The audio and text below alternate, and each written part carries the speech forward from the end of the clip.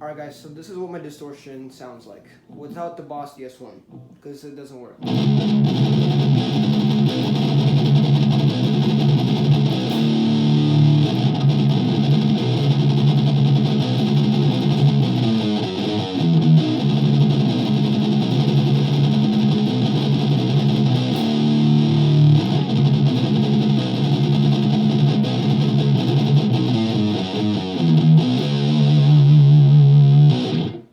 Alright, thanks for watching.